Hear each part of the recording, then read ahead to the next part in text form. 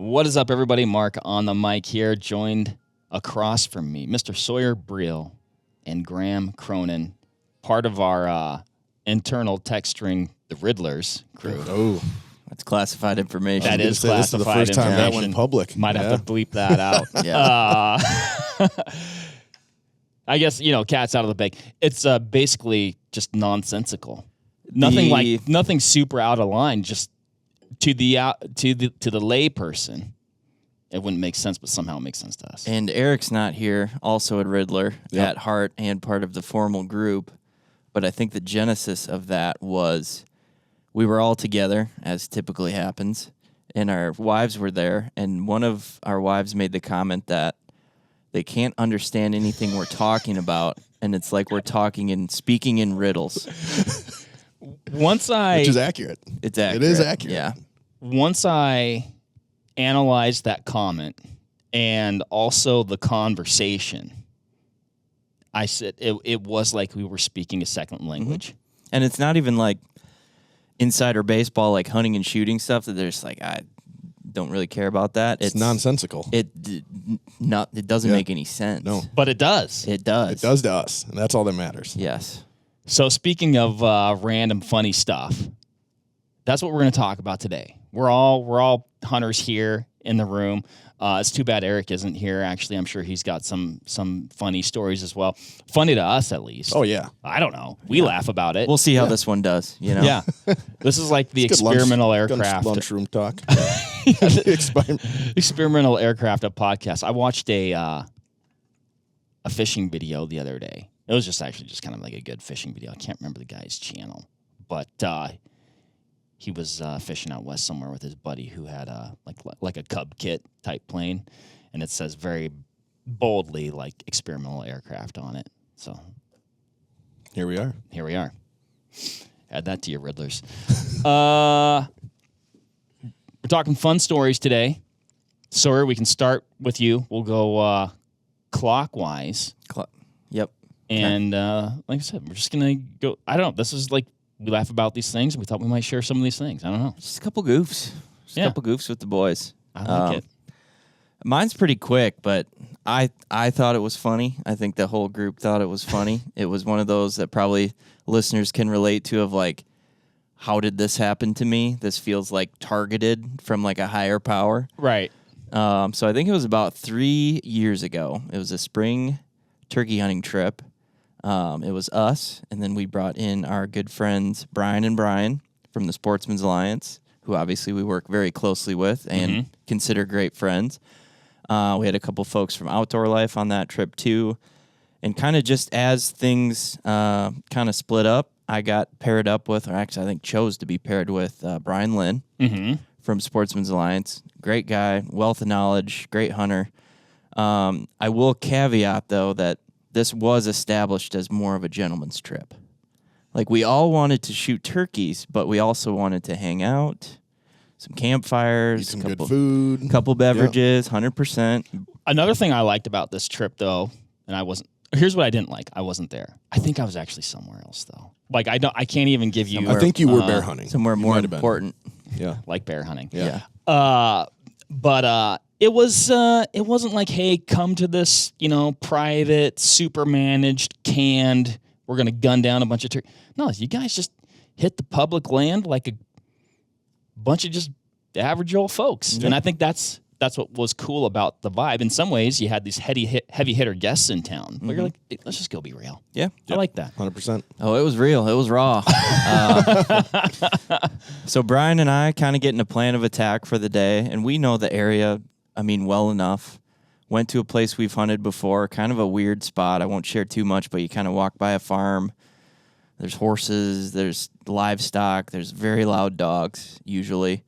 So we get to where we want to go, kind of a hike, actually, and we're up on top of this ridge. It looks great. So we're walking through quiet, doing the turkey hunting things. We're pretty fired up. We hadn't had much luck leading up to that. Other people had shot turkeys, so you've kind of got that mental thing of like, okay, we don't want to be the only ones, you know? Right. So we're walking in quiet. Here's something, and I believe it was a hen. I would say 200 yards off. Didn't spook, didn't fly up, just kind of doing her thing. We're like, we're fine. Don't think that was a true spook. I think there's a ton of birds up here. So we get seated on trees. Beautiful bluebird sky day. I think it's like midday. I think we'd went to another spot before that. So we sit down on 2 comfortable trees. Brian's ended up being more comfortable than mine. He fell asleep. These things can happen in the turkey woods. I don't mean to out him. He fell asleep. Oh, hey, I am a proponent of the midday in the woods turkey nap. That can lead to success. But anyone who knows me knows I stay locked in. Yeah. Oh, yeah. Barrel up, ready to roll. And the way the spot was set up, there's some tall, like fern-type grass. There was a 2-track coming through. It was a great setup. And he's snoozing. I'm kind of checking on him, and I hear rustling. This isn't the good rustling. It's not the rustling you want to hear. Probably 40 yards to my left, off the left. I'm sitting on the tree. It's right there. Brian's behind me, facing the other way. So I'm like, well, I know this isn't a turkey, but you know what? We'll have a little goof. What is it? Like, we'll see what it is. And then I see the black and white stripes, and it kind of scurries out of the taller grass close to the 2-track. It's a skunk. I don't know, male, female. I've never sexed a skunk. I don't know how to do that. At this point, I don't think it matters. It doesn't matter. All of them do the same thing, to my knowledge. And it's one of those moments I'm like, God darn it. He's sleeping. I'm like, I got a skunk coming at me. And I'm just sitting there not moving. I'm like, just walk by. And all of a sudden I see and we lock eyes. Oh, no. And At I'm what like, range? I think he's probably at 30 by now. Okay, so we're not at critical. We're not at critical yet. But the problem is, I thought the skunk would see me and just kind of keep meandering through. His or her pace became more brisk, heading right towards me. So all the things going through my head, and as it's coming closer, I'm like, well, this hunt's busted either way. So I'm like, Brian. And I'm trying to get him to wake up because I'm like, we should probably get out of here. I don't feel like getting sprayed by a skunk. I'm like, Brian. And finally I kind of see him waking, and I think this is accurate. I think this is how it went down. So I'm trying to get him to wake up. I don't know why I was whispering at that point. Like, just wake him up. Right. So I think You don't want to startle the skunk. Yeah. So the skunk's coming right towards me, and I don't want to speak out of school. Like, I was not familiar with the legality of shooting a skunk. I don't know what classification that falls under. So I'm like, I don't want to shoot this because I don't know if I can. Right. So it's getting closer. It's probably at 15 yards. And finally, Brian wakes up, and I look back, and he just starts yelling. A snake. I mentioned it was a nice warm day. A snake had coiled up and gone to sleep on Brian while he was sleeping. So now we're both standing up. The skunk's still coming. I'm like, like I said, it's one of those situations you're like, what the hell? Like, how does this happen? Well, can I ask, did you think that Brian was yelling about the skunk? I didn't know. I didn't know if he could see the skunk. We hadn't communicated clearly enough for him to know that there was a skunk heading right for us. So I look back, and he's like, he's not freaking out. Like, I'm not calling him, like, scared of snakes or anything, but there's a snake in your lap. Oh, yeah, that'll freak you out. So we're both like, what the hell? So I try to scare off the skunk. He's trying to get rid of the snake. The skunk finally runs off, and as all this happens, a tom busts. Probably 60 yards behind the other way. So that's at one of those points where you just look at each other like, today's not the day. No. Yeah. Wasn't meant to be. Today's not the day. So we laughed about it. We sent some pictures to the group chat. A few of the Riddlers were in there. Well, the best part was, I don't know if it was semi-live or if it was after the fact, but there were some updates in that text chain, which was confusing to everybody because I believe at one point you said skunk. I just said skunk. Yeah, and everyone was like, what's going on? Like, did someone get sprayed? You just saw one? And then Brian just goes, snake. Snake. We're like, was it a skunk? Was it a snake? What happened? Probably making no sense. We're trying to survive out here, right? Yeah. Like, Hey, I'm just like, if get this is home the safe. last text I ever send, like, put it on my They'll casket. know what like, took me. Skunk. Yeah. What killed him? Skunk. Skunk. Yeah. Skunk. I mean, you're snake leaving fatality. clues, right? Very common, honestly. They work together. Yep. That's well known. So we both get up. We're like, this is over. The Tom busts, and it's just like, again, one of those days where you're like, it ain't happening today. Oh, dude. I mean, like, sometimes you get one sign. That is many signs there. Lick your wounds. Cut your losses. Go get some lunch. The lunch regroup. part, this is a classic. This will be a good Riddler test for listeners, too. We went to a place we had gone before, bar and grill for lunch called Honkers. Yes. We both thought that was pretty funny. So that was kind of That was good. the cherry on top of the day. We had lunch, and then we went back to the cabin, and that was it. Neither of us killed a turkey on that trip. It was not meant to be. Didn't even regroup and go out the afternoon. We did. We got permission on a winery. Oh my God, I forgot that whole part of the story. We're like, okay, it's beautiful out, and we had met this gentleman that owned a winery. He's like, yeah, I got a bunch of birds here. So we hunted a winery in the afternoon. Okay, that is the last part of that story. I'm glad you reminded me of that. Skunks, snakes, a vineyard, honkers. It's all you could ask without shooting a turkey. I mean, for like the craziest, greatest day ever. I mean, at the end of the day, it's like you ended up on just like a lovely date at the winery. It was nice. It was nice. Brian, if you're listening, we got to do it again. We got to run it back. That sounds pinky up. Yeah, it was Turkey hunting and a winery. Oh, yeah. Yeah. Oh, yeah. Skunks. We might be onto something there.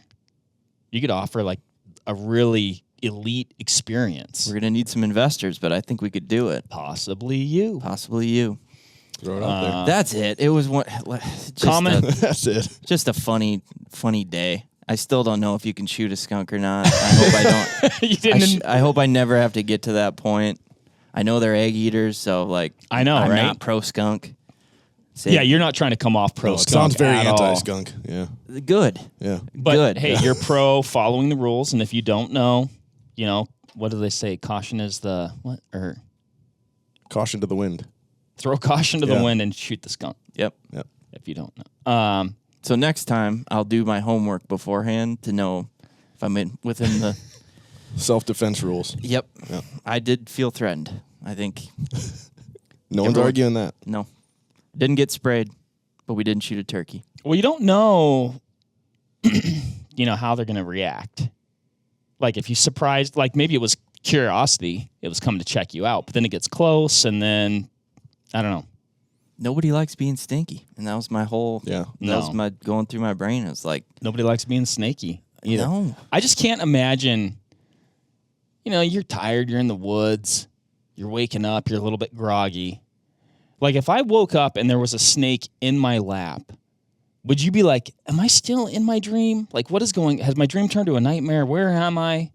Where did this snake come from? I would have jumped out of my skin. Well, and it wasn't a small snake, I don't think. No, I don't think it was anything that would have been harmful. No. But in the moment, you're not like positively identifying like, oh, that's just a milk snake. No. No. No, You look you're down. like, there's a snake. snake on me. We're not reptile experts. I don't know why he's there. I don't know his motives. If I could turn back time, what I think he could have done is thrown the snake at the skunk. Little gladiator match. Then you end up with a stinky snake. Mm-hmm. All right, Graham, let's move along to your story. Speaking of stinky snakes. Oh. Yeah, and I want to say this. I appreciate you being here because I know Vulnerable moment. Yeah. I appreciate you being here because I know you don't want to be here. No, it's not a story I ever thought I would tell publicly. Like, it's a funny story for, like, your group of friends that, like, get you and have been in similar circumstances, but not something I thought would be blasted to the masses. But here we are. I think this is a story that is going to make you very human, very, Very human. accessible. Deserves to be told. We've all, Accessible is not what I want, but and I'll say this: if I'm talking, at least I know for myself, and I think everybody, we've all been there. At some point in your life, you've been there. yeah, we were there. We were there. Yeah, this one, our good friend and Riddler, Eric, and I were archery hunting deer in North Dakota, and we had been in them really thick. Like, we were in a lot of good deer. And it was getting down to, it was the night before our last full day of hunting. So after that, we'd have like a half day, and then we were going to bounce out of there. And we were kind of just like slowly closing in on this group of deer and like figuring out what they're doing, and like we were on them. So we had dinner that night. We're staying in this little teepee tent, kind of surrounded. Like, there's cattle nearby. There's like this dirt road. We're staying in this teepee tent, like 2 full-grown men in a teepee tent. Like, there's not a ton of room in there, right? So we had dinner, go to bed. We're getting up early the next day to go hunting. We got a really good game plan. We're going to glass some spots and really just dial in for like our afternoon sit. Go to bed. It's probably 2, 3 a.m. Like, I wake up and it's just one of those feelings of like something is not right in my stomach. And I'd say no panic at this point, but like Caution. I'm like, I gotta probably get up here. Well, I always hate that feeling too. Like I said, I've been there when you're like, oh gosh, why am I waking up at this hour? And then you're like, oh, that's why. Yeah. Yeah, and I mean, this is in September in North Dakota, so like, granted, at night it's a little bit cooler, but like, it's hot. It's very dry, very dusty. So we had this area that we kind of designated for number 2 spots. Like, this is where we're going to go. It's away from camp. Generally not going to be blowing wind back at us. So we had this spot where like, this is where we're going to go. I like that you took into consideration the prevailing winds. We did. That's It's a smart play. Yeah, Scent control. Yeah. So I wake up, and the reason I mentioned the teepee tent is, you know, getting out of this teepee tent, I wasn't quiet. There was a little bit of sense of urgency, grabbing my teepee and wipes, and Eric did not wake up once. And so I zip it shut. I start walking to the designated area, and I realized I am not going to make it to said designated area. I got probably about halfway. And so I just did my business, right? Dropped my pants and... Taking another step was not an option. No. It was... Not good for It was a anyone. 5-alarm fire. Yeah, it was... Okay, this escalated quick. So as this is happening, like, it's not good. If you've ever been sick in the woods, it's not fun, and it is just coming. And as this is happening... Being in your own home is problematic. Yeah. So without going into too much detail, it was not a pretty sight. And as this is happening, I'm sitting there and I'm like, I think I'm going to throw up. And at this point, like, I'm starting to get a little hot, like sweaty. What did you guys eat? So we had tacos for dinner. Okay. Okay, but I don't think it was that. Like at a restaurant, or you made them in camp? Okay. Eric made them at home. We heated them up over the fire, and they were delicious. They're fantastic tacos. I have theories of what caused me to be ill. And there's a camp cat, which I can't confirm or deny. We'll leave it at that. Yeah. We'll circle back to that. I feel riddled right now. Anyway, so like I'm sitting there, and I've got my pants down. I'm kind of hunched over, and I'm like, I'm gonna get sick. I'm gonna throw up. So as that happens, I start just vomiting everywhere. No. So now it's coming out both ends, and I'm like, something is not right. I don't know what I got in. And everybody's thrown up before, flu, whatever it is. Like, you get sweaty, you're just exhausted, you're defeated. So I kind of scooch over a little bit, and I just lay in this dirt road. And I'm just like, I'm practically naked. Pants are down. It's still coming out both ends, and I'm just laying in the road. Like, if somebody would have drove by, they would have put a bullet in my head. They'd be like, it's not worth trying to save him. Yeah. And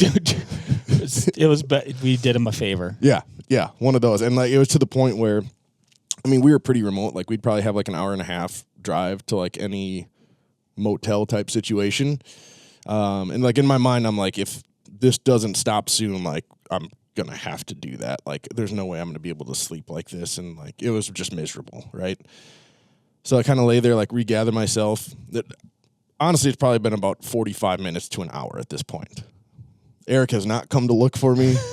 I could have been dead. He would have known. So I kind of like cleaned myself up, walked back, and we had these lawn chairs that were set up kind of right behind our teepee tent, and sat down and just kind of like let out a sigh, just like exhausted, like, oh, okay, made it back here, collect myself, go back to bed. So I sit down and I just hear Eric from inside the teepee go, Graham, is that you? I'm like, yeah. He goes, are you okay? I go, no, not even slightly. So that was that. So I went back to bed, and our alarms went off really early, and we kind of looked at each other like, it was a rough night. Let's snooze a little bit, get a little bit more sleep. We'll make it out when we get out. So when we left camp, it was like breaking daylight, and we hop in the truck, and we're driving by, and Eric looks in the road, and he's like, oh, the cattle must have got in here last night. That might be my favorite part of the story. Yeah. That is mine. Yeah. That is also a badge of honor. I will just say that's a badge of honor, in my opinion. Like, kind of cool. Kind of cool, but then I'm like, Eric, do you see that body outline in the dirt road? He's like, yeah. I'm like, that's me. Like, that's where I laid. And, so that was that. And then we were fine, and then ended up the trip turned around, shot a really nice buck, and there you go. That's all you can ask for. Persistence. Yeah. We were good to go after that. I think it was just whatever happened internally, got it out, and good. Stinky good, stinky bad. Two like very choose your own adventure types. Yeah. Sometimes it works out. Yeah. Again, Eric's comment, not knowing No, he had exactly what had transpired. The extent of what happened that night. Yeah. And I think probably you're like, I'm not going to share this. And look at you now, you're sharing Now it. we're sharing it with everyone. And in my mind, so like I believe this was the first time Eric and I hunted out of state together. And just in like the back of my mind too, I'm like, he's never going to want to do this again. And we've done a trip every year since, so it turned out all right.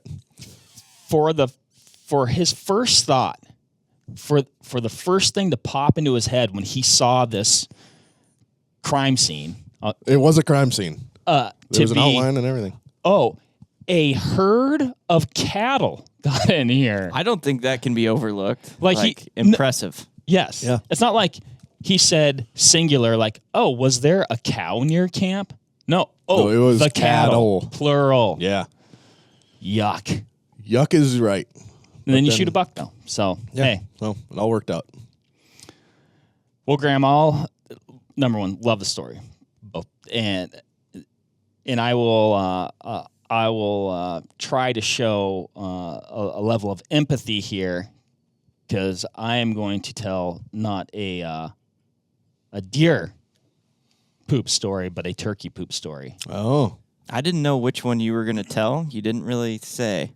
There was a couple that came to mind that I thought could have been. Oh, do you have a better one? I don't want to put you on blast here. The toothbrush incident. Okay. That's where my mind went. That's a short enough one. You could probably throw that one in. You there too. tell you live your truth. That's the one that came to my mind. Okay. Because I debated that one too. Should I tell both? Should I do a twofer? I think the toothbrush is short enough. You could probably squeeze that one I in. think Yeah. I think you can fit them both in. Yeah. Well, heck, that one ends up with throwing up too. Not a lot though. Yeah, just a little bit. So this was back when I was in college, pursuing my scholastic career, and probably skipping school to go turkey hunting. And I'd driven down into the mountains where I like to turkey hunt. And this is back in the days I was driving the old 79 International Scout. Probably lucky I made it. And I'm turkey hunting, having like a really great day, but like nothing's coming together. Like Sure. I'm on birds, right? And I get on birds early, but also what happens early is I'm like, I got to go, right? But I've got turkeys gobbling, so it's really not a choice.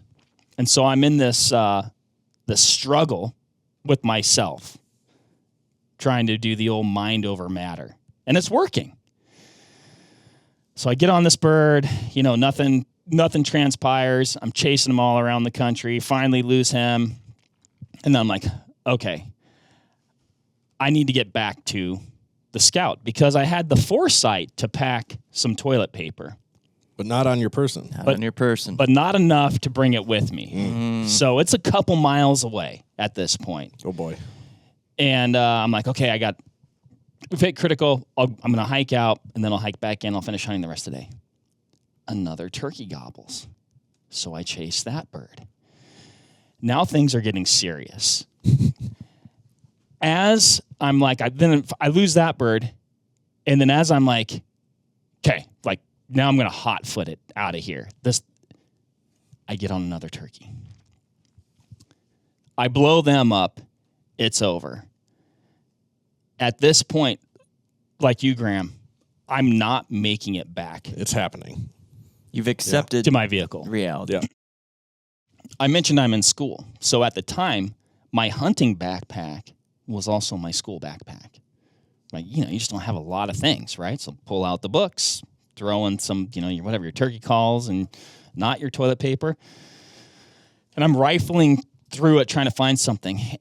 At the bottom, I find a paper that I had written.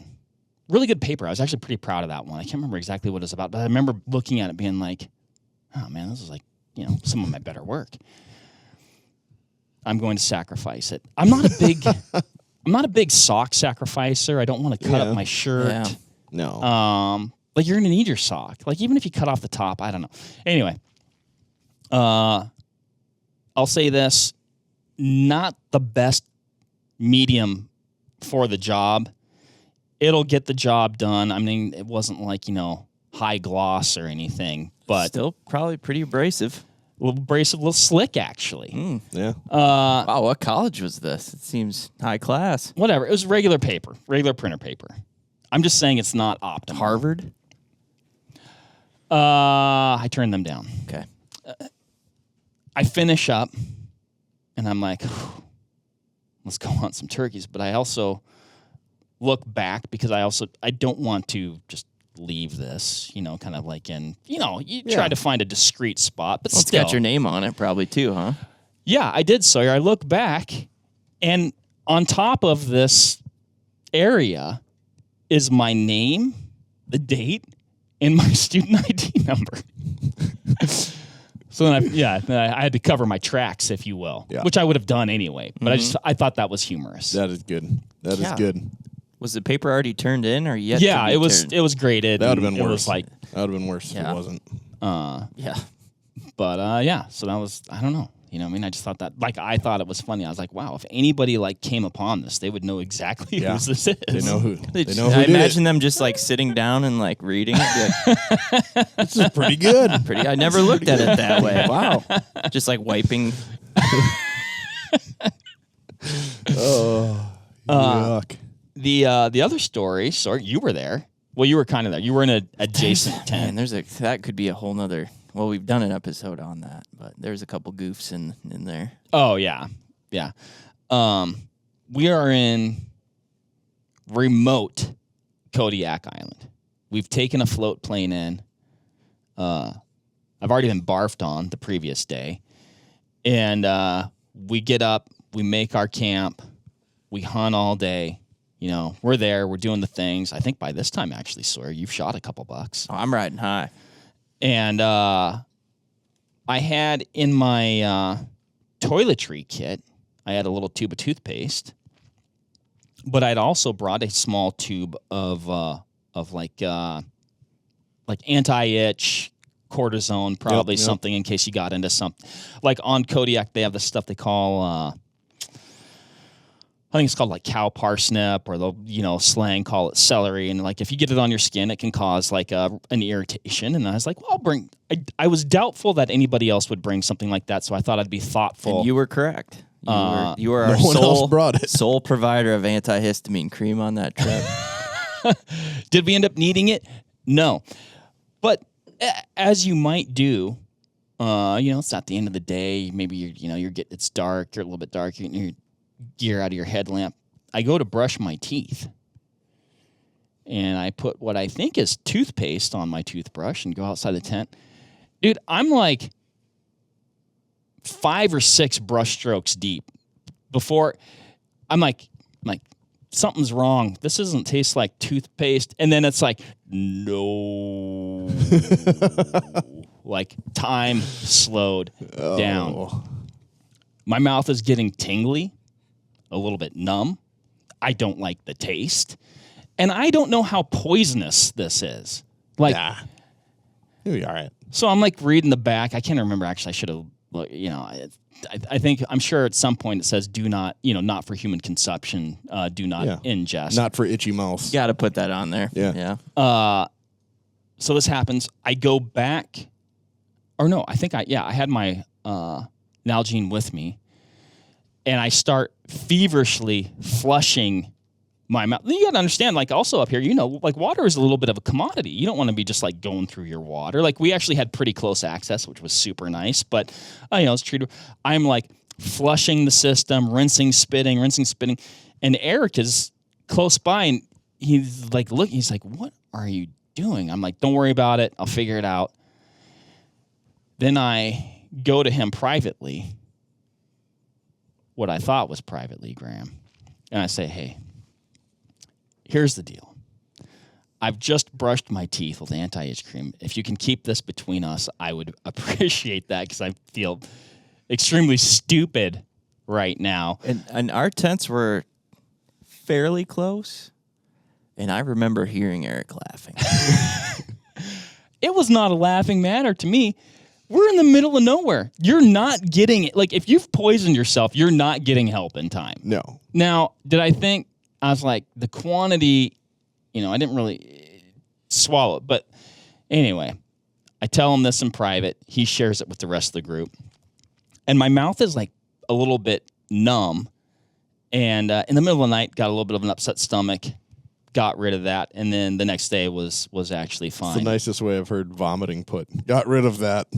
Got rid of that old Exercise some demons. Yeah. But yeah, so I guess cautionary tale, right? Like, when you have things in your kit that look alike, and you look at them. read. Yep. Yeah, It's good. Yeah, I think looking at them is a good tip. God, they just look so similar though. Like, at first glance, Could happen. Could have Hey, could have been any of us. Yeah. Could have been any of us. That was so funny. That was one of those moments too that just brightens at your expense. We were laughing with you, not at you, but one of those moments where everyone's just like, that was really funny. like, of course that's going to happen in a place like that too. Yeah. I don't know. And it's fine. And I think, was it the next day that Eric and I shot those 2 bucks? Or it could have was been the good next luck. It was good luck. Trip turned out great. Trip couldn't have turned out better. So there you have it. You didn't have an itchy mouth. Yeah, just a little bit numb and Preventative tingly. care. Yeah. Preventative care. That was a concern of yours. There you go. So Graham, again, another story in overcoming adversity. Yeah. There you go. That's what it's all about. Yeah. Hopefully people are inspired by what they've heard today. Yeah. Inspired. You too can be like us. Yeah. Yeah. Maybe we've the illusion has been shattered. Yeah, people had probably such a high opinion of me before, so I'm sad that's really low now. Yeah. I have a very high opinion of both of you gentlemen, and I appreciate you coming here on the podcast and telling at least what we think it's funny. Anytime. I'll keep doing stupid stuff. Yeah. Just how much you want to put it out there. Yeah, no lack of that over here. Oh yeah. What are you gonna? It happens. So there you have it, everybody. Thank you guys. Thanks everybody for listening. Did you like this? Do you have your own stories that you want to share? I can't call it. What do you like? Who do you like? Are we idiots? Don't answer that. Yeah. Until next time, happy hunting and shooting. Don't do as we say. Don't do what we did. I don't know. Not as I. Typically good advice. Don't do what we say or what we do. Yeah. Keep doing you. Yeah. And maybe if you've got some cool stories, share them with us. Maybe make us feel a little bit more, validated that we're not alone out there. That'd be nice. Being idiotic. Yeah. And we'll keep riddling. Keep on riddling. Yep. We'll catch you on the next one, everybody. Bye.